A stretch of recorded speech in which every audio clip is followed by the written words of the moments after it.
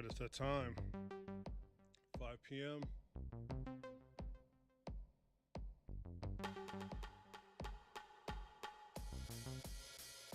Welcome to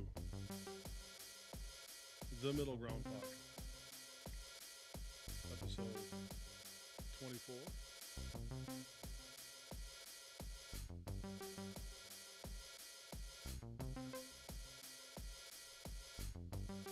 Your host, Imam Marc Manley. And of course, my dear brother, Dawud Aleman.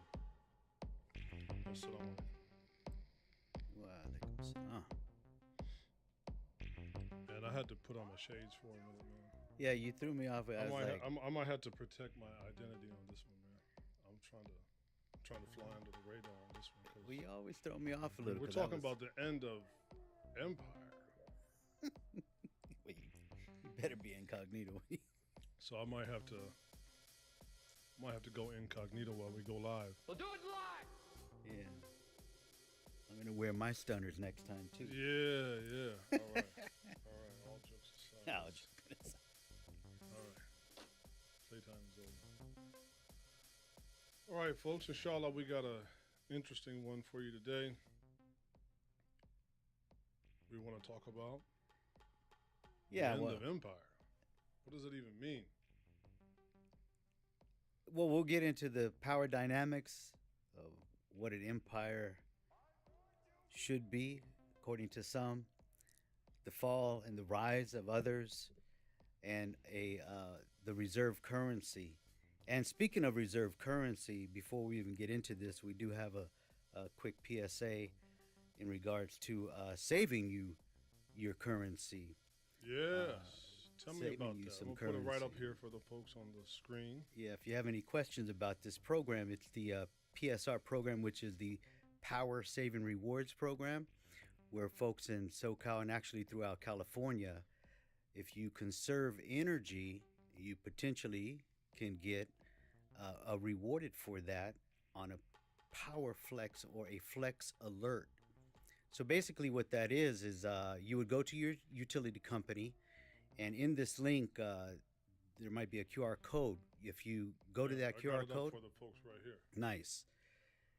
It will take you to another link. You're going to scroll down on that page, and you're going to find your power company, either PG&E, Edison, or San Diego. I think Edison, something like that.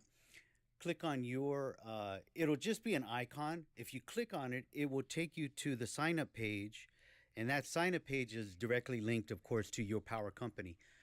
You might save so much money. You might have to go into the witness protection program. Or you can at least pay us a little. No, you can donate some. No. But what happens basically is a twofold win-win situation where you're going to save money potentially, and we might save, by reducing power, save the grid where we don't get these rolling brownouts I periodically. just had a power outage at my house See? the other day. Well, you ain't on the program. I know. Yeah, I'm trying to get with the program. You know. Yeah, and so that's what happens, right? We get these brownouts in the SoCal area.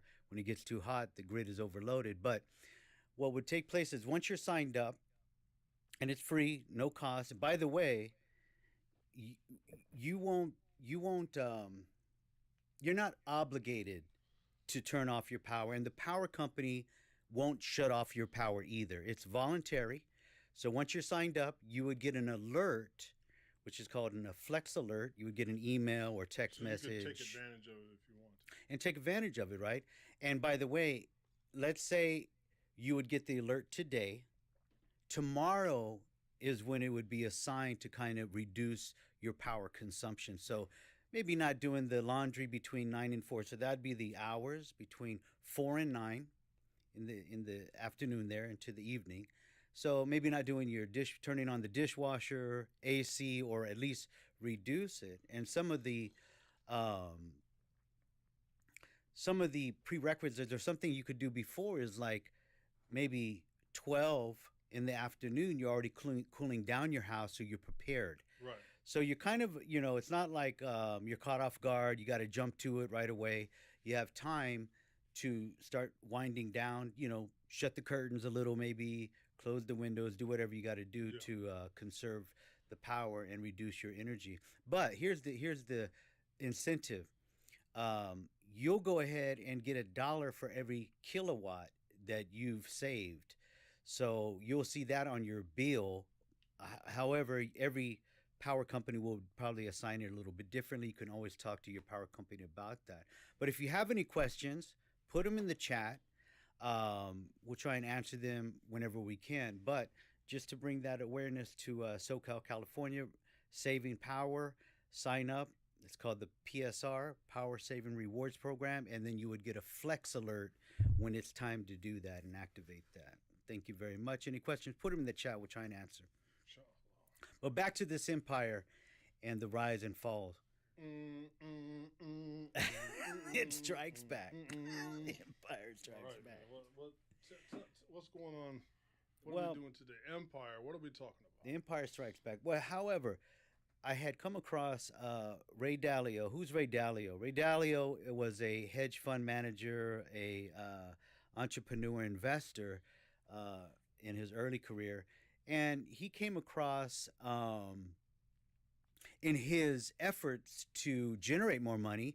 He wanted to understand, well, what is the reserve currency and what is the history of the rise and collapse of empires. So he had put out, I don't know, several years ago, this YouTube on that little half-hour YouTube show, and it really sparked my interest. I don't know, maybe I saw that about 2 years ago, a year ago, and I was like, "That's very interesting." So very detailed. So we're going to kind of highlight some of his findings and his information All right. in this episode. But Ak, and I'll share the ayah 15, so chapter 15, verse 5.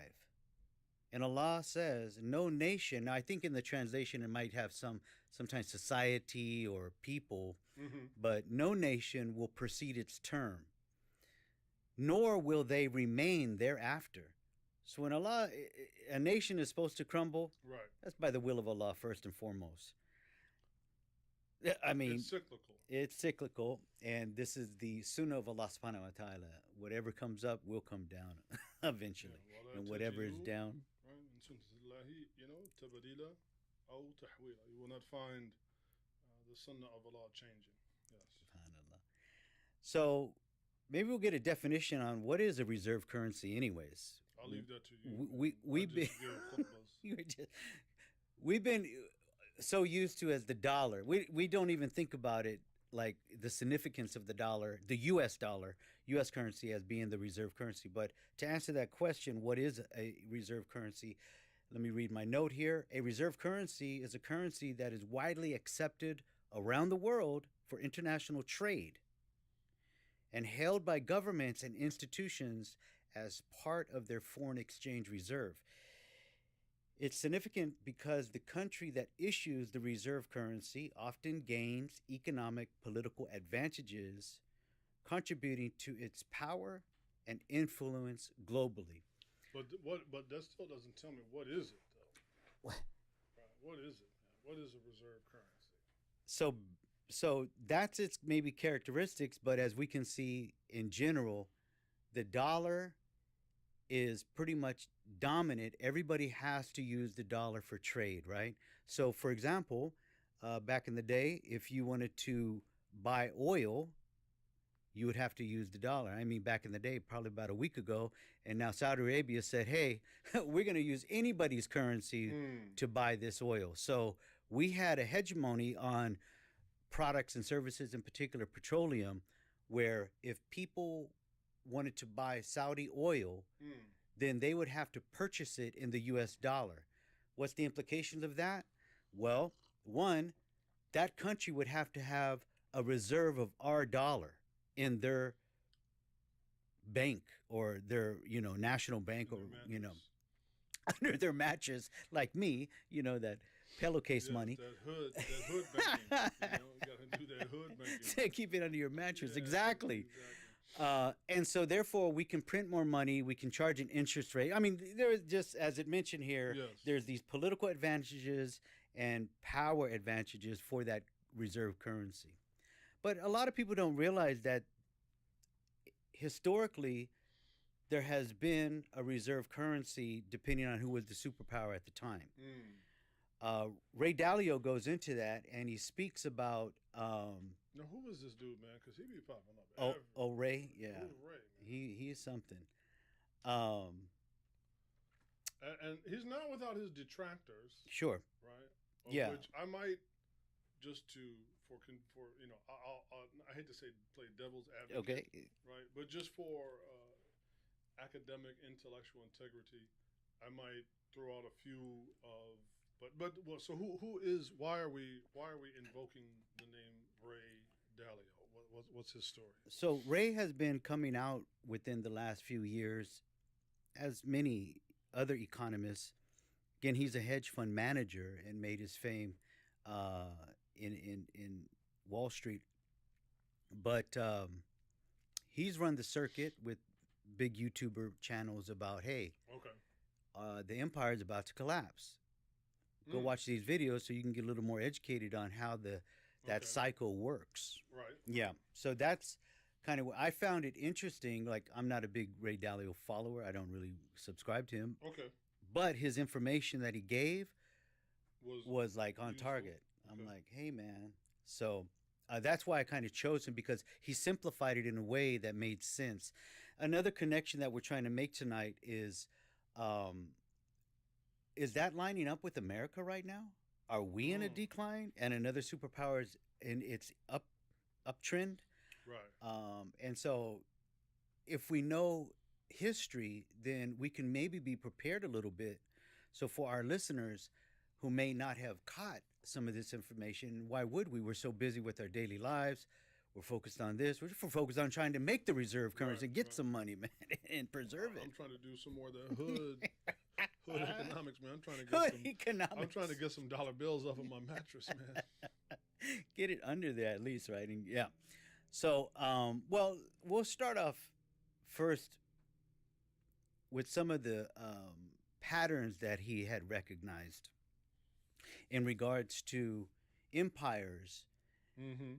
And like from the 1500s up to the 2000s, and the last three reserve currencies that had their upswing and then their downswing, their boom and their bust. And the first was the Dutch Empire. And I think at least the first that he started with. So he just went to three from the past. He does recognize the Roman Empire and so on and so forth. But as far as a reserve currency, he's only going backwards three. And so the first of the three would be the Dutch Empire, and I think it was the guilder was the name of their currency at the time. Then it went into the British Empire, the pound, and of course now the dollar, the American. He had a video where I think he also showed that this happened in France and a few other places, yeah. So, of course, the Chinese had many of their empires, Japanese, Russian, the Ottoman Empire. So you had to deal with, the Muslims. The Muslims are getting in trouble now, too. They were definitely, so he didn't leave them out. They were significant. However, there was always some significant conflict, such as a war, that would cause the next empire to rise, right? And what happens is that there's usually a 10 to 20 year. So if you got an empire on the decline, you got this one coming up, about to merge past it. There's this 10 to 20 year passage that might take place. So America might be in its decline, but it might take about 10 to 20 years before it's like, you know what, insignificant, irrelevant, where maybe it might be a China or a Russia that now has took its place. So in doing so, there's usually about a 250 year process of an empire's rise and decrease. I see. Okay. Decline. So where are we, right? Yeah. I mean, that what does that mean for us? Right. Exactly. So we're like, okay, we're about that 250 mark or a little over.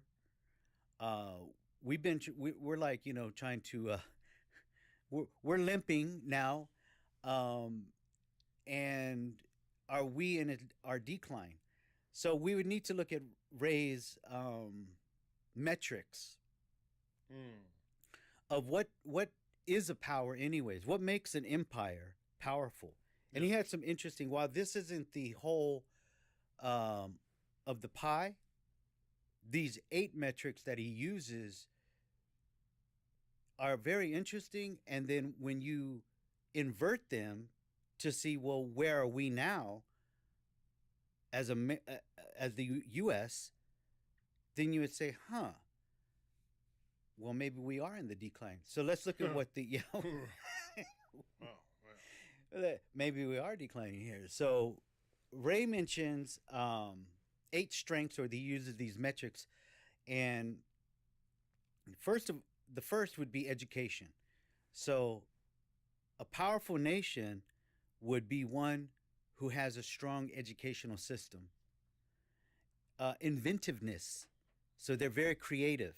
They have a population that is in the habit or Well, have do we invent anything anymore? exactly. I think I once think we just invent Steve Jobs I left think we the invent conflict. We're pretty good at that. we're the masters of disaster. Yes. Yes. So inventiveness and technology or technological development, competitiveness in the global markets. So this becomes significant. I mean, we can see already. Wait a minute. I don't think we have any of those no more. But this is not sounding good so far. I mean, right away, there's no. Yeah, the comparison is pretty clear. The economic output Yes. and shares of world trade, military strength, and the power of the financial system for capital markets. So I mean, we're batting like maybe zero I'm about to nowadays. say, I don't think we're even up to bat. I think somebody else is pinch hitting for us. I just heard, I don't know who brought this up. The Houthis over there in Yemen took down one of the aircraft carriers, an aircraft carrier. Like, Oh yeah. I mean, what? have you seen? I mean, I'm sure probably the same quality control that they do at Boeing is probably overseeing, aircraft carrier maintenance Oh my for the gosh. military. So that's not really surprising. Yeah, don't quote me. We have to confirm that. I just heard that a couple of days ago off of some site. Could be true, could be not. But I'm thinking it's true. It's true. And they didn't hear. Well, and so let me stick on that tangent real quick. So whatever YouTuber I heard this from, he was explaining that that's not going to hit mainstream news because you take down one of the U.S. carriers by a small little tribe, if you will, a small little tribe.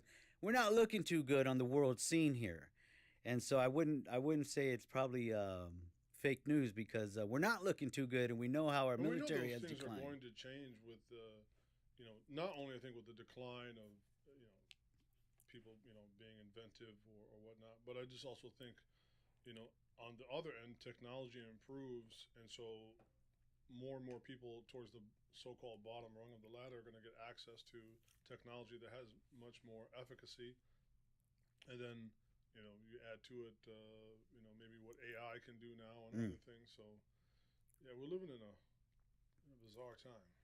So yeah, part of the decline here, then when we even think about our education system, as I saw some stats I know a while back. I think we're like 30 or pretty low on the rung here, right? In most things. I mean, education, infant mortality, how much debt that the average citizen carries. What do they say now that this might be the first generation that can almost maybe expect to have a shorter life expectancy than previous generations, right? Or like their parents' generation, that they could no longer expect to have the same level of life expectancy. So many metrics in which, right? Although this won't be the first time, like especially what does that mean then for Muslims to live in an empire that is declining? Like you mentioned, the Ottoman Empire, right? So Muslims have lived through right? The decline of the Ottoman Empire, which presided over not only a Man, large segment of the Muslim world, but just of the world, right, right? So what does that mean? In fact, if you even consider what is happening now in Palestine, would this have even been possible had the Ottoman Empire persisted? right, Right? Would we have, not just there, but like Syria and, yeah, even thinking about what the North Algerians Africa, went through, right, yeah, with the French occupation and other things, right? Just what would the world and the Muslim world in particular, like what would it have been like if the Ottoman, and I don't say that as somebody that has any romantic notion about the Ottoman Empire whatsoever, because there's some people who are sort of like very romantic about the Ottoman Empire. I'm not somebody that has any of those pretensions, but nonetheless, um, you just wonder, like, then before that, Andalus, right, even in the subcontinent, like with the Mughal Empire, and yeah, so there's like, yeah. whether it's a Muslim empire or a non-Muslim empire, you know, all of these things have a shelf life. And so, how do you cope, right? So that bring in the conversation here is about, okay, this seems to be a pattern throughout history. How did those people deal with it? And then should we be trying to kind of gear up or brace for Sure, sure. impact? It's like, Although I think so, as I said, I wanted to bring up a couple because there have been people that have, I mean, obviously his book on the principles and stuff is mm, very very popular. right. But there have also been some people that have been somewhat critical of his, Oh yeah. assessment. One of them is that he seems to be a bit deterministic, Mm, especially on his view of history, and that in many ways it's a very simple thing to say something as a cycle, but what does that really mean? Like, are we really dealing with something that is a cycle, or as I had, because I was like, okay, certainly there are things that have the appearance of repeating, mm, and as humans, Allah has created us to be naturally drawn towards pattern recognition. right. So we see something and say, oh, this is a cycle. But I think there's another way that we could potentially interpret what that means, and that is also to consider the fact that human beings are also very, let's say, predictable in Mm, their behavior and in their bad behavior. And so, what we might call a repeating of a cycle, and this is because, again, Ray Dalio is not a Muslim. So, for me, and I know that some Muslims are very attracted to some of the things that Ray Dalio has written. And I would say that, like with anything, you need to parse it yeah. through Islam, parse it through what does Allah Ta'ala say in his book, parse it through, right, the Sunnah. Mm-hmm. And so when I hear those kinds of things, it's as if you've taken God out of the picture. You've removed Allah Ta'ala out of the picture of huwa mudabbirul amr, right? That Allah Ta'ala is the one that is the mudabbir, He is the arranger, He is Mm, the conductor, He is the master of the affairs of His creation. He is also the one that presides over them as judge, jury, and executioner. right. And Allah Ta'ala talks about what people will be rewarded for, بِمَا كَانُوا يَكْسِبُونَ, that people are going to be paid back Mm, for what they earned, whether that is for good and whether that is for bad. If we marry that with the understanding, as Allah Ta'ala says, like for instance in Surah Al-Baqarah, about just the foundational human nature, which is our predilection towards violence and yeah. greed and chaos, to which even the angels ask, you know, are you going to put one in the earth? Mm, Inni ja'ilu fil ardi khalifa. I'm going to put someone that will succeed. yeah. As many of the ulama have understand, many of the scholars understand, this khilafa is what you will succeed Allah Ta'ala and sort of be deputized with authority in the earth that will Mm, come after He has created and arranged everything. mm, And the angels are even ask Allah Ta'ala, is that a good idea? You're going to put one that is going to, cause fasad, one that is going to cause a lot of bloodshed and corruption in the earth. Inni a'lamu ma la ta'lamun. Allah Ta'ala's reply to them is what? I know what you don't know. At the same time, not exactly denying their assessment of human nature, which leads towards violence and greed and other things. And so if we then take that and now use that to try to extrapolate a new understanding of cycles, is that human beings are repeatedly disobedient, arrogant, greedy, and short-sighted, and Allah is always aware of what they are doing, and both individually and collectively, individually and even on the civilizational level, when people reach a certain point, tips too far, then their society is caused to collapse as a means of both, one, punishing them, and then two, as making a lesson for future generations to look at as an example, to hopefully not do the same thing. So, when you read those things, I feel like there are some important intermediary steps of interpretation versus just, Ray Dalio said this, and you take the ball and run with it, and that's the exact same thing as what Allah Ta'ala is saying in the Quran. Not exactly, but nonetheless, they can be used as a great way to percolate, a conversation. And to contemplate, like, where is this stuff coming from? Because he also, from what I've been able to assess, he doesn't really speak from the point of view as an ethicist. Like, he's not really saying like A or B is more, ethical or moral and whatnot. That's not really his thing. And yet, obviously, for us as Muslims, that very much is not only important, but it would be important to understanding the reason potentially behind why, civilization A, B, or C would, have been, destroyed or collapsed. Yeah.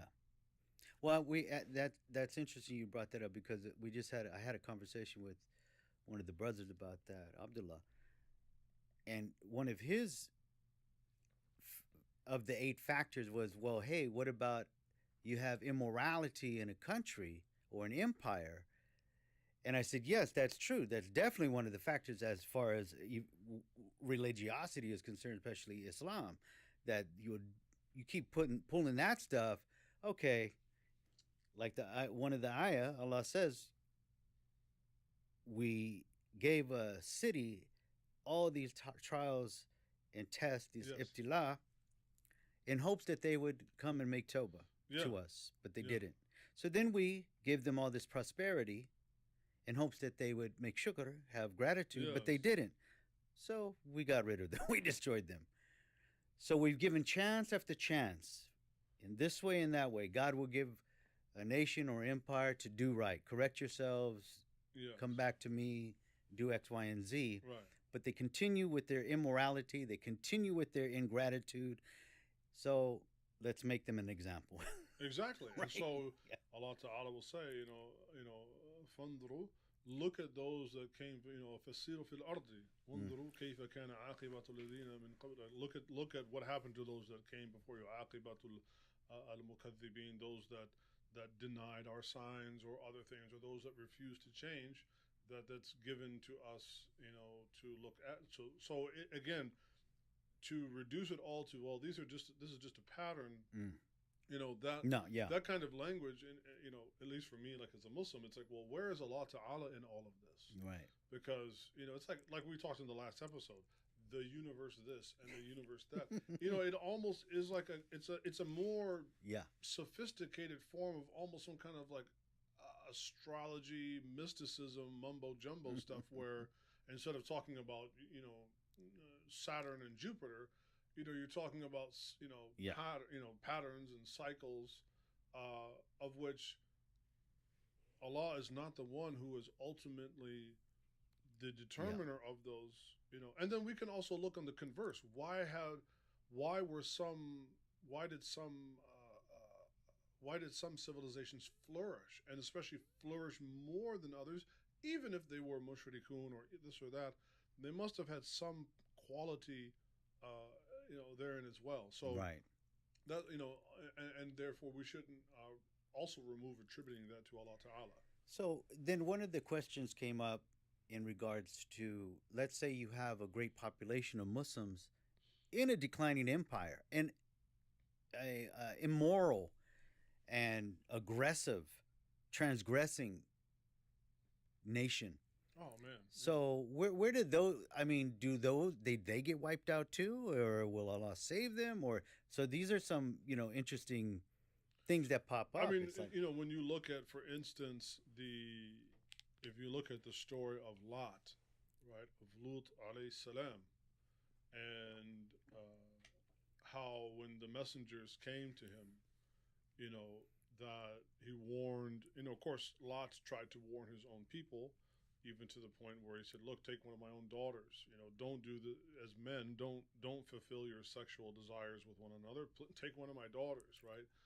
Um, and yet things got to a point where, you know, they passed a certain point, and Allah Ta'ala made the decree: this place is going to be, annihilated. It's going to be annihilated. It's been judged to have failed, and so Lut then is given the directive to leave and to escape with his family, of which we know that his wife, you know, and there's different ways to interpret it, but she looked back, right, so to right, and she was turned into a pillar of salt, and so. What does that mean? Well, to answer your question, is that it really can depend on the level of inclination that the Muslims would have to that, or where you begin, like what does it mean for her to look back? Does that mean that she desired to be a part of that? I mean, some people have said yes. Others have said no, it wasn't that she desired to be a part of the society of Sodom and Gomorrah, but that maybe she had sympathies that leaned right, towards them, right? And that when Allah Ta'ala has given a decree that a thing is immoral and that it should be turned away from, right? One, it's almost like a kind of hijrah, right? Like Lut, what is Lut doing? He's told to leave this place and go somewhere else. It's almost like a kind of hijrah. right. And I know that, and I've had this conversation with many Muslims, many Muslim academics and other leaders that, really wanted to kind of, and I get it, they wanted to champion this idea of like an American Islam, which not to say that like there's different, flavors of Islam like that, but like championing the idea of, Muslims being comfortable in their own skin as Americans, but also as Muslim. And I understand all of that.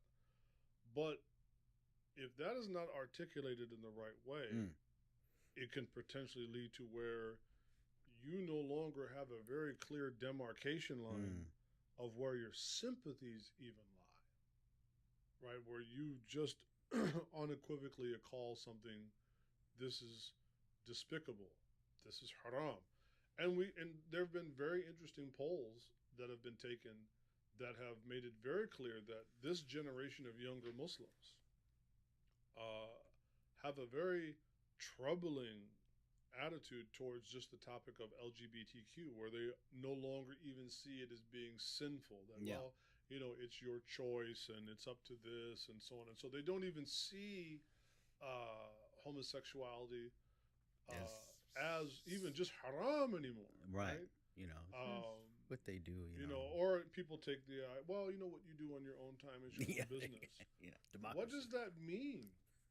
I mean, you can say that true about a great man. Like, it'd be like saying, well, yeah, you can drink whatever you want to on your own time. However, drinking is haram. Drinking is sinful. It's immoral. Now, I'm not saying that I'm going to run around and write everybody a ticket, right, or be some sort of like, burn down liquor stores. Yeah, like a vigilante. But I am going to make it clear, unapologetically and unequivocally, that it is something that is despicable, or gambling, or whatever it is. Right. So I think that would be, to answer your question is, what is the fate? I think part of that will greatly depend on the attitude of Muslims, not so much towards the non-Muslim culture, but their attitude towards Islam. Right. That being said, I do feel like it's hard for people to sustain that kind of intensity towards their religion when they are so overwhelmingly a minority. This is my concern about the future of Islam in America. Is that can we realistically expect for Muslims to adhere to Islam and to believe in it with conviction when 99.5% of all other people that they will meet, right? Mm. 98, 99%, and I mean that literally, we're what, 1% of the Yeah. population. If 99 of 100 other people that you meet don't share your values, what does that mean as you then compound that generationally? Um, And so I know again people that are very much proponents of Islam in America and whatnot. You know, I think we should we should find perhaps more of a middle ground, a sweet spot in that, and where we should it should never ever be an uncomfortable thing to discuss. Are we going to stay here? Mm. Is this good for? There should not be a problem with wanting to ask that question and reassess, even though I know it's not perhaps feasible for every single Muslim to go off to some other part of the world, um, especially some other parts of the Muslim world, which to be honest, I don't know if they're really that much. I mean, there's a few places, but some Sure. of the more popular places, like, well, not everybody's going to go to Medina and whatnot. Right. Even then, like, I don't know, maybe Saudi Arabia isn't the place that you want to be. And some of the other places in the Muslim world that maybe you hadn't considered before, maybe they are. I just know that when it comes to certain people, they don't want to hear anything about that. They just want to hear all about this indigenizing of Islam in America, and I appreciate that as somebody from here. At the same time, though, I have to be somewhat also pragmatic of that. Is that a reasonable endeavor that can be carved out when we are so overwhelmed? Yeah. And that, you know, I think Muslims have not also. I think we've just sort of taken this lackadaisical, attitude towards remaining in the decline of empire, Yep. and not realizing that it's one thing to be all like post-colonial, or anti-colonial and anti-militarism, which fine, but if you're going to stay here and this ship is going to sink, what does that mean for you and your kids and Yeah. your grandkids, Yeah. right? I think that's a legitimate question to Yeah. ask. And I'm not proposing any simple solution like, oh, just go over to this other place and magically everything will be great. I also, though, don't advise sitting like a frog in a pot that slowly the water is beginning to boil There either. you go. Well, there's a hadith you may know, of course, where Allah told Jibril to go destroy this city, and Jibril stopped for a minute and said, so Angel Gabriel said, "Oh Allah, oh God, but you have a servant there who worships you with great devotion." Yes. And Allah said, "Start the destruction on him." That's what I mean. There's this very presumptive attitude about staying here is all good, or because we're from here that we have a right to stay here indefinitely, and all effort should be about the indigenization of Islam here. And I don't see where it has to be like an all or nothing or all gambit. Like, sure, like we try the best as we can to plant seeds here, but at the same time, if we don't really see the germination taking effect, maybe we should Yeah. look at some other pot. Or if we are going to stay here, we most certainly cannot stay here in the same way that we are now. Right. Spread out, right? We have. It's like not only do we not have any concept of like Muslims having any sort of centrality of living with one another, but this is also almost like anathema. I remember when I moved here like 10 years ago, right? I think I had just accepted the imam position. And so a group of brothers had taken me out to eat. And so I was having a bite to eat with a bunch of dudes that I had, never met before. Mm-hmm. They're just getting to know me. And so we were sitting at the table, and one guy, we were just sort of exchanging pleasantries, and then we got into a conversation about like Islam in America, right? And he's from a Desi background, and he is like, so what do you think about Islamic schools? And I was like, yeah, I think that they're a good idea. I definitely have my concerns about educating Muslim children, not only in an education system that at its end is antithetical towards belief in God in general, let alone specifically against Islam, but just the effect that will have on Muslim children always being perceived as a minority and such and such.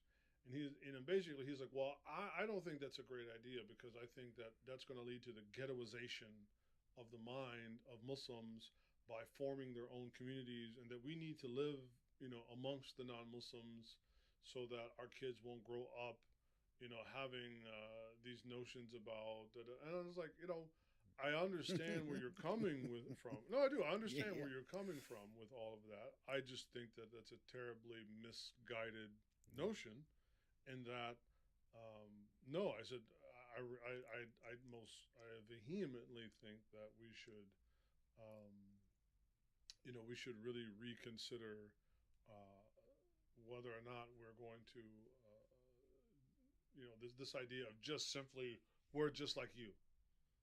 Right. How many times have I gone to an interfaith meeting where Muslims are present, and when it comes time, it's just always, we're just like you. We're just like you. No, I'm not just like you. Mm-mm. Not in the way that I eat, not in the way that I drink, and I don't mean to be overly graphic, not even in the way that I use the bathroom. Right. Right? Most certainly, I am not like you. Right? Now, because I'm not like you, and I want to maintain my distinction of not being like you, that doesn't mean that I strip all value away from you as a human being, Right. as one of Allah's creation. But I am definitely not just like you.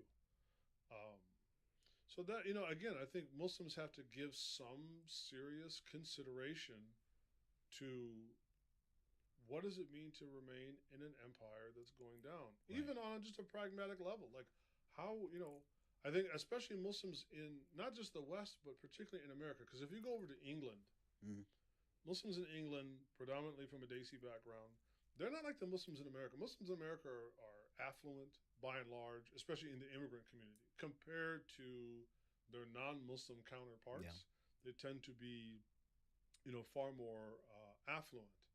And so you go over to Britain, though, they're like working class poor. They're not in the same way, right? So meaning that look at where we live. We live in Southern California. Not every, but the vast majority of Muslims that live here that come from a so-called immigrant Muslim background, they tend to have, and I'm not faulting anybody for this. I'm just saying they're better educated. They work in industries that pay more, and so they have a more affluent lifestyle. And that had a lot to do with why they wanted to come to America. That's why they didn't go to Mexico, right? That's why they didn't go to Ecuador. That's why they didn't go to Bangkok. That's why they didn't go to those other. They came here. Right. If that's no longer going to be a reasonable expectation of return on investment of living in America, is that you will to have that, and then you add to it the potential detriments. I mean, we just saw on the news last night, man, these clowns in L.A., right? These people went and broke into an auto zone. Okay. That a mob of people. And we see this more. They robbed a jewelry store and, right. Smash do and we grab. really think, there's like that line in The Dark Knight Rises when Bane has taken over Gotham City and, Batman's trying to sneak back into the city and he's holding this kind of kangaroo court, right, where he's arraigning certain people. And part of Bane's thing was like, go and tear down, go and break into all the rich people's homes and take back what's yours and on, and and so Catwoman, right? I forget the actress's name, but her character is like, did you really think you would be able to continue to live this opulent life for forever and that there wouldn't be consequences. And I'm sort of Right, paraphrasing right, her, right. her line. So I think, again, that I'm not faulting anybody for coming here, for wanting a better life. I probably would have done very much the same thing if I came from that background. All I'm saying is things don't sit still and things are changing. And whether or not we take Ray Dalio's, take on it or somebody else's, it's very clear. Right, America is changing. Um, its hegemony of being the only superpower in the world is changing. right. Other countries are asserting themselves. There have been choices that have been made over the last century, half a century, like things like manufacturing, Yeah, um, that have had a devastating effect on the middle class. So again, that reasonable yeah. expectation that you could uh, get a moderately priced education and a decent paying job and Afford a home. afford a home and afford to live and afford to eat and afford to die. I mean that's the thing now, God, man. You can't even afford to afford live it. or die up in this piece, You man. working, man. When you die. It costs a lot of money to die up in here, man. You better figure out a way. You better hope Elon Musk finds a way to plug you into the USB port and you live for forever because it's getting expensive to live up in this piece, right? So I think that what I find curious is like when I want to ask this kind of question, or just let's have this conversation. Mm. Why is there such pushback from certain Muslim circles, right? That we all we want to hear about is Islam in America. Um, I think that it's and again I don't have. I mean, I'm getting ready, inshallah, to relocate my parents here. Yeah. Right, I'm getting ready to relocate my elderly parents from Michigan here to SoCal to live with me. I have a young daughter who's almost a teenager. So realistically, I'm going to be having to stay here Mm. for at least another decade or two. But my wife and I have definitely been uh, exploring the idea of leaving America for Right. many different reasons, and one Mm. of them is not only just for our own Islam. Like I've told many of my friends, alhamdulillah, like I'm 51. I think I've reached a point in my life where my Islam, may Allah Ta'ala, protect me, but I'm pretty firm, and I don't mean like I'm very pious, but like I'm very committed to my Islam. Yeah. Whether I'm committed as a pious or impious Muslim, but like, I'm going to do Islam, right? My daughter is still developing that choice in her mind, right? And in her heart, she hasn't quite got there yet. Right. Um, so I can probably find a way to just, I could go I could go in my bunker proverbially, and I could wait it out until Allah calls me back to Him, without completely losing my Islam. Inshallah. Sure. I'm not 100% confident about my daughter. Right.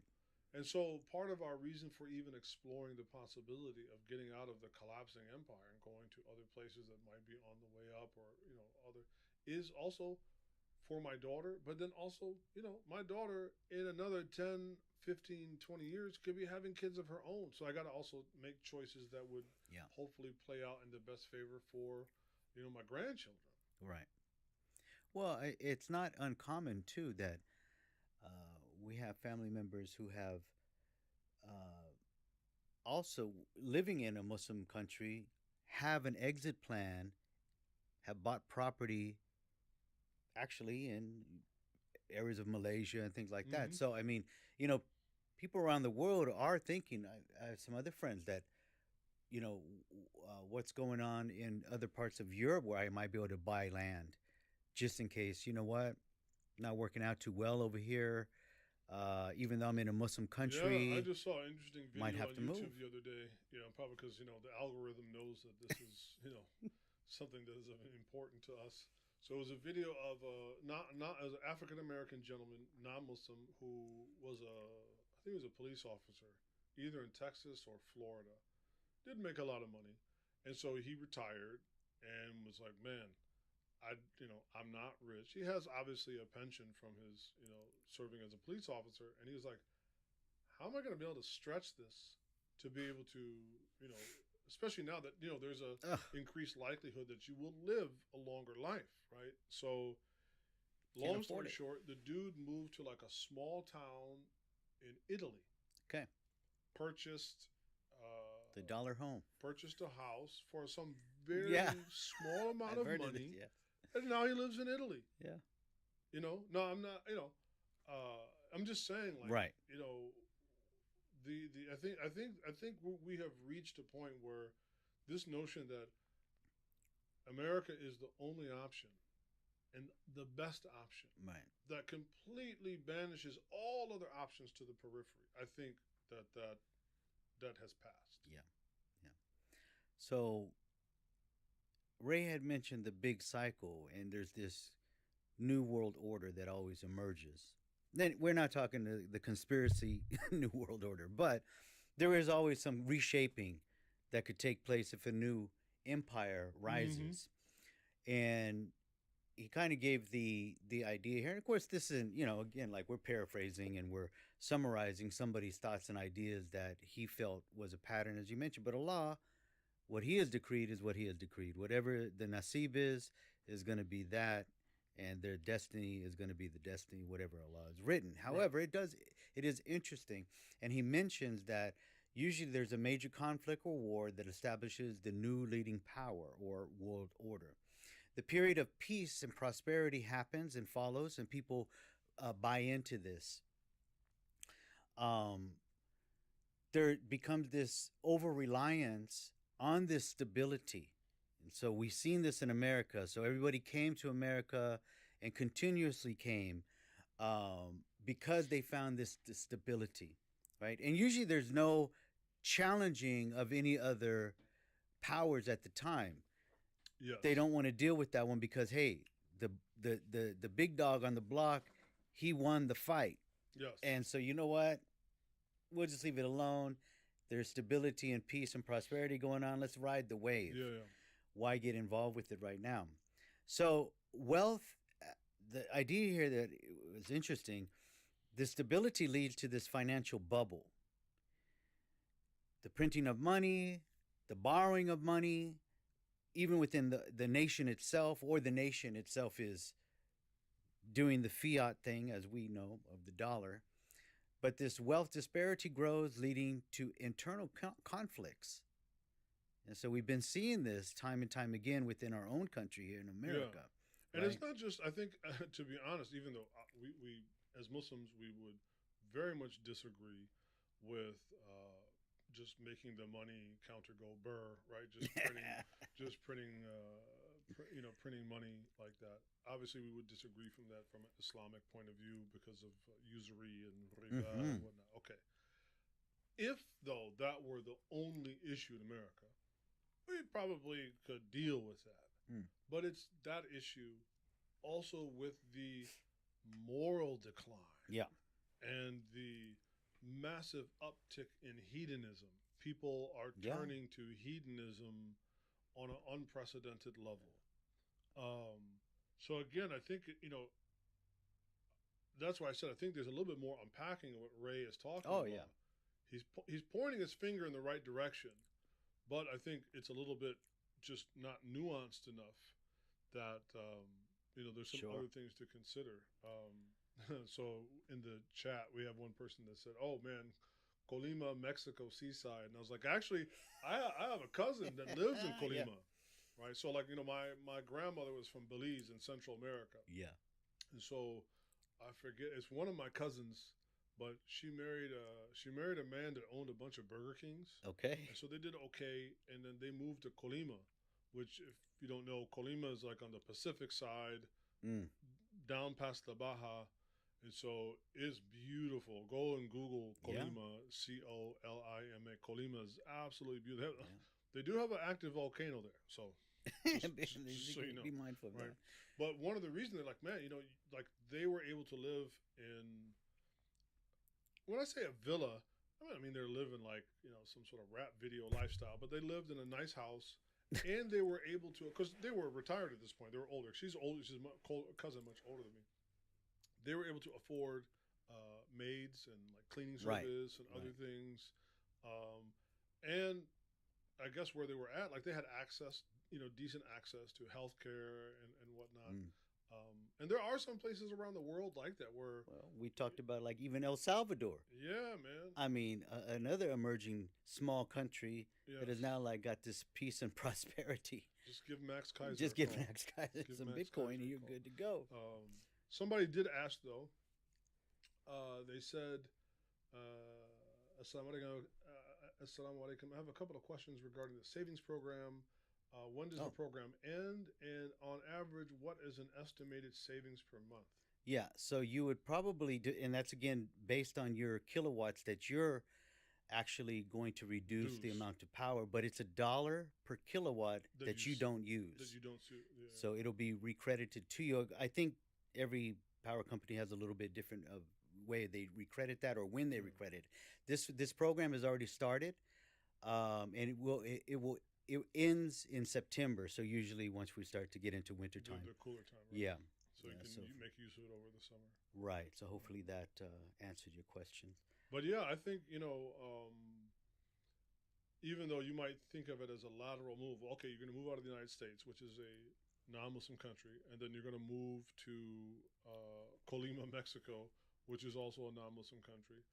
I think number one, Allah Ta'ala talks about what Ardullahi wasi'a, right? Mm. The earth is expansive. So when Allah Ta'ala Yes. does actually speak about those verses of hijrah Why didn't you and leave? moving, I think it's an assumption that, oh, well, he must be talking about moving to a Muslim country. No, he's talking about, can you move to a place where there's a reasonable expectation to actualize your Yeah. Islam and to propagate it within your family? Right. Is there a reasonable expectation of that? I just got a email. Siraj can probably tell us about this. So I know recently he went down to Medellin in Oh. Colombia, Yeah. Yeah. and there's like a burgeoning little Muslim community down there. And I think it's a combination of like Muslims that have gone there sort of like as expats, and then people from Medellin that have embraced Islam. Because he gave me this amazing coffee, Okay. and it's actually called qahwa. Right. If I can, I'll put a picture of it up on the Substack. But it's pretty cool. Like, you know, looking at that possibility, right? And Yes. this might be the future of Islam, at least in the interim shift of one empire collapsing and going into disarray, and again, maybe there won't be one single empire that will Right. replace it. But as that is happening, maybe it'll just be about moving to somewhere where you are establishing micro communities Yeah. and a group of people that you can kind of link up with and help to support one each other, almost like rafts on an ocean. Like if you try to cross the Atlantic in a kayak, I just saw something the other day of some knucklehead in Australia that died trying to cross like from Australia to New Zealand in a kayak. Oh my And goodness. some of the people were like, "That's sad." I'm like, I feel bad for his kid and his wife Yeah. that he left behind because he thought he could cross the damn ocean in a freaking toothpick. Like, what is wrong with you, right? Now, setting out to make that kind of journey in one little vessel that's not seaworthy, sure, you're going to drown.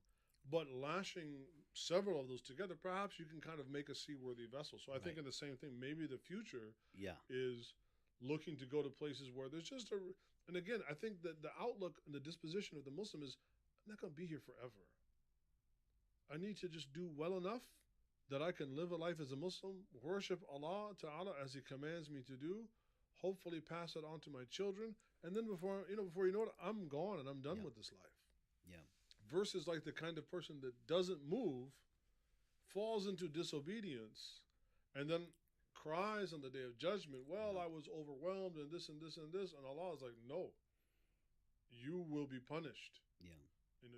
Because you could have gone somewhere else. We So had the again, command. I Yeah. think this, the reflex is always, oh, well, we got to go to some magical Islamistan somewhere.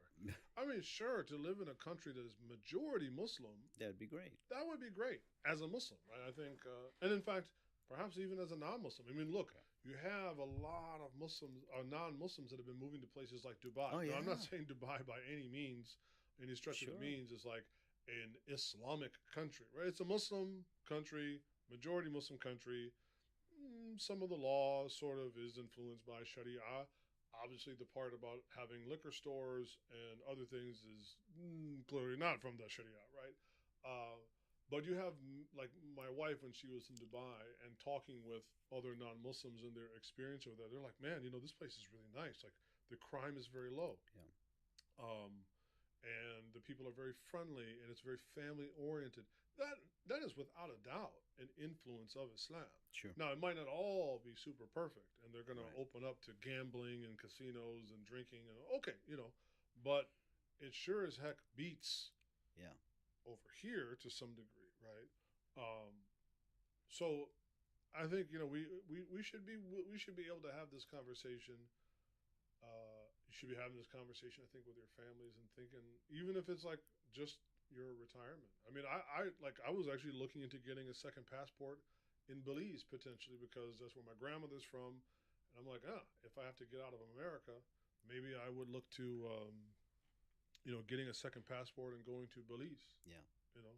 Well, those are the preparations that a lot of people don't even think about until it's too late, and then we don't even have the accessibility or the ability. I didn't get my passport. I haven't renewed that. I haven't.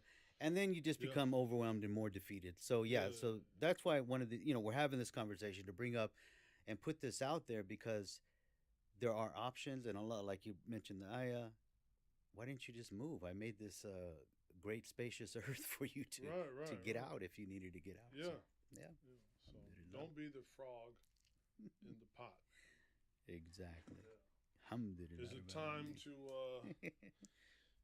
to move out? Cue the outro music here? Yeah, let's go get our passport. Man. I think we've renew our passport. We got to go renew our passports, man.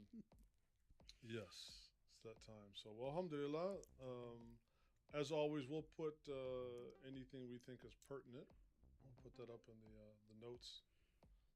But may Allah Ta'ala protect us. Ameen. Our family, our wives and husbands and children and whatnot. And inshallah, may Allah Ta'ala make a makhraj kareem, a way out for us to lead, lives with dignity. Yeah. Not just opulence, but lives with dignity. That's important. Yeah. Living dignified. All right. We'll do it live. We did it live, man. We did it live. Another one in the can. Inshallah, we'll see you. So we'll have to figure out next week. And if we're traveling, maybe we'll be able to do a remote session. Yeah, that'll be fun. Yeah. Why not? Do one on the road. Inshallah.